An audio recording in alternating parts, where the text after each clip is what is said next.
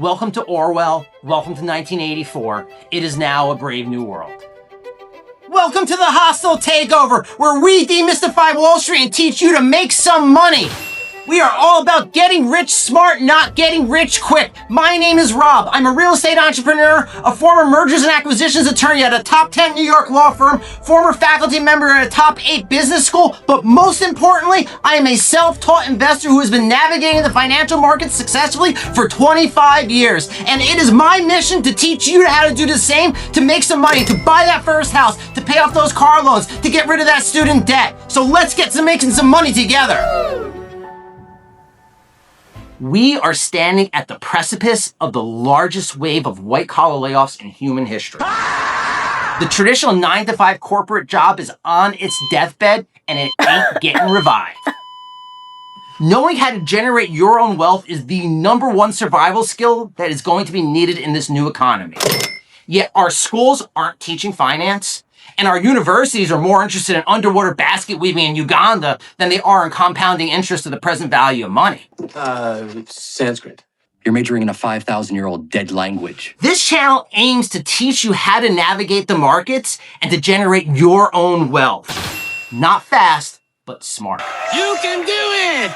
But before we can dive in, before we can start solving these problems, we need to fully understand the problems. Yang Gang, 2020. Andrew Yang was a 2020 presidential candidate, but most importantly, he's one of the most influential and outspoken, and I would say intelligent, public figures when it comes to the importance and the impact of AI on jobs and on our social fabric. He gave an interview on CNBC's Squawk Box in March of 2026, which I found completely fascinating. Today, we're going to look at that interview and we're going to unpack what Yang is talking about. Most importantly, we're going to come up with a game plan of how to survive the AI job apocalypse so that way you can make money and have a great life. Where do you want to start this morning? I just came from an AI conference out west, and holy cow, they said to me that what we're going to see in the next 6 months outstrips what we've seen in the last 10 years because the rate of change is on a hockey stick. And heading up. And I gotta say, I'm pretty up to date on this stuff, and it blew my mind on some of the stuff I was seeing. In terms of what? What did you see? Well, there was one company that is selling autonomous coding for enterprises to big businesses, and their revenue is up 100-fold in the last 12 months. So if that continues, it's going to eat a lot of the tech budgets from major corporates that used to go to So corporate America is going to be spending more and more money on the AI build-out and less money on people. Computer science graduates. Over the next 6 months, the rate of change and growth for AI will be greater than in the last decade. Oh, wow. Let's talk about what that means. Now, for the last decade, human beings have been feeding these models, teaching them to code, teaching them to generate pictures, teaching them customer service responses. We have now crossed the threshold where AI is no longer just learning from humans. It's now teaching itself at lightning speed, using its own intelligence to build itself better and faster. So what used to take a whole team of 5 engineers, maybe 3 years to get a project done, now takes one AI system a couple of months. This can't be happening. Think about it this way. You're the owner of a shipping company. You hire someone fresh out of college to essentially be a glorified secretary, but they really suck for the first 10 years. They can't really do an email. They can't really format a spreadsheet. Their ability to do multiple tasks at once is kind of poor. Then one night, the light bulb goes off over their head, and they are now able to do their job better than before. But they are now able to do their boss's job better. They are now able to do the job of the marketing department better, the accounting department better, the legal department better. Ask yourself, if I have that one employee who can do my boss's job, who can do the accounting department's job, the marketing department's job, and the legal department's job, why do I need all these other departments? The answer is that I don't. And this is what Yang is talking about. So where are you on jobs long term? Look, Dario Amodei, the CEO of Anthropic, laid it out very clearly, and he's been doing so repeatedly, saying we're going to automate away up to 50% of entry-level white-collar jobs in the next several years, and I believe him. The easiest Automating people to fire up to are the people you haven't 50% hired yet, of which white-collar again is why you jobs. see the hiring of recent Wow. college graduates. That's massive. heading That's down. like nothing And, we've ever seen before. Underemployment rate over 50%. The unemployment rate among college graduates is now the same or higher than non-college graduates for the first time And in we're history. already seeing How do it we with the fix college that? grads. I mean, Up to 50% of white-collar jobs gone. That is between 45 and 47 million Americans. To give you a sense of the scale, at peak unemployment during COVID, we had about 22 million unemployed. That's less than half of what's coming down the line right now. To give you another idea, the populations of New York and Florida don't equal 45 to 47 million people. Also, Yang makes the point that the easiest to fire are going to be the ones you never hire. What he means by that is that if you are in college or in high school right now, you're screwed. It's over. We are screwed. Hiring people is expensive. Firing people that are already hired is even more expensive. There's severance, there's unemployment taxes, there's health insurance. It's a lot easier to just never create the job in the first place. And that's what's coming down to.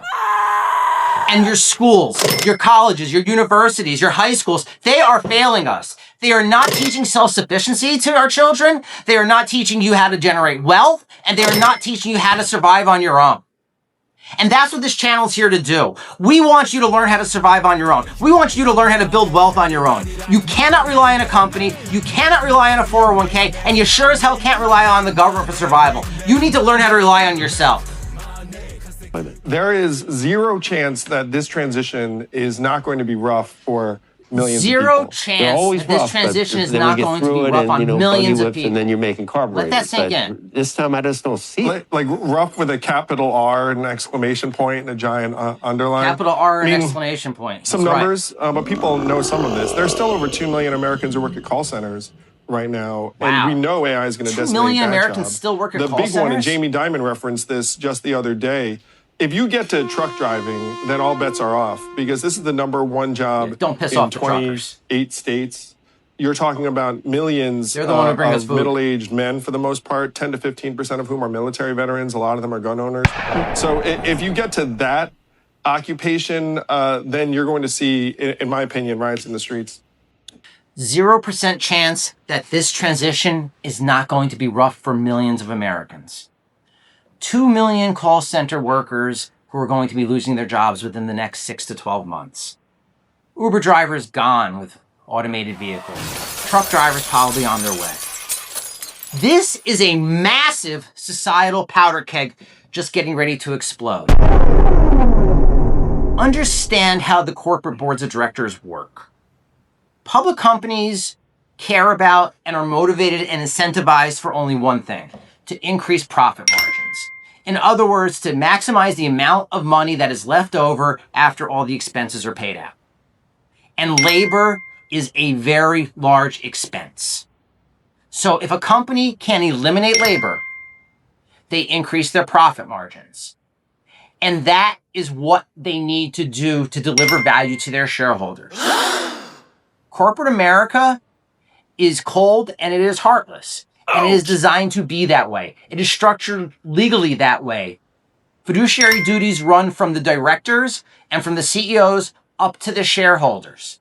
These individuals have a legal duty to maximize wealth. They don't care about the employees. Maybe some of them do personally, but by law, they are required to generate as much wealth as possible within the confines of the law. Greed, for lack of a better word, is good. Now, Yang isn't trying to scare us, but he's looking at the demographics. And when you simultaneously wipe out 2 million call center jobs and you come for the truckers, you're stripping away the way people feed their families. And if you think that a bunch of truck drivers are going to allow that to happen without taking action, you're foolish. So, is it hopeless? No, it's not hopeless. But you're going to need to make some changes. You're going to need to shift your focus. If you have assets and investments, you're going to need to shift those assets and investments into the AI world, into building out AI infrastructure, into companies that are going to profit while those layoffs are going on. If you don't have assets or investments, you're going to need to shift your skill set. There is going to be a massive wave of data centers built. That's going to require HVAC technicians. It's going to require construction work. It's going to require electricians on a scale we've never seen before. But it's going to also require you to admit that the narrative you were taught, study, get good grades, get into a good college, get a good job, is dead. It's over. It's done. And you need to accept it. The sooner you can accept it, the sooner you can start building on what this new world is going to be. How far do you think this is out before it hits? Well, so I might have said a certain time frame, Andrew. After this AI conference, it's in the next 12 months. The whole industry 12 months right now before is this bracing hits. for impact. This was given in and March of 2026. They see it more clearly. I mean, So one of the things my we don't friends have a lot in of Silicon time. Valley say is like, this K-shaped economy that you all talk about, like there's a kind of K-shaped reaction to the AI curve where some of them are K-shaped not reaction. sleeping This and is just sitting interesting. there and Listen to becoming this. superpowered on these tools and and seeing what they can do. And then the other want to people be are moving to the masters of woods. the universe. Literally, that's the Or reaction they're from the people escaping to the closest to woods. this. This is some Moving scary to the stuff. woods because they don't know what's going to happen and they're afraid of the Moving to the fallout. woods because they see that their skills are now obsolete and they made typically, enough money where if they move to an affordable part of the country, they can hunker down. Yang says that AI and Silicon Valley insiders are reacting in one of two ways to make it look like a K. On the upper leg of the K, you've got your CEOs and your venture capitalists. They are trying to become masters of the universe. They are trying to take this technology and the infrastructure and control it so they can control you and me. On the bottom leg of the K, you've got your data scientists and your engineers, and they're running for the hills. They are literally buying houses in the woods off the grid. Neither of these scenarios is very promising for people like you and me. We are in trouble if any of this, or even half of this, is true. That means that those in the know are getting ready for civil unrest and getting ready to attempt to try to control things. Welcome to Orwell. Welcome to 1984. It is now a brave new world. Yang's warning isn't science fiction. It's a mathematical certainty based on data and corporate greed. When you compress 10 years of AI growth into 6 months with 47 million jobs on the line, it is plain to see painfully that the 9-to-5 corporate life is dead. Bye-bye. You can't stop what's coming. Neither can I. But together, we can secure a place and a base of knowledge where we thrive in this new world. Your financial portfolio, the skill sets that you adopt will all matter and will all need to be changed in order to thrive in this AI-driven economy.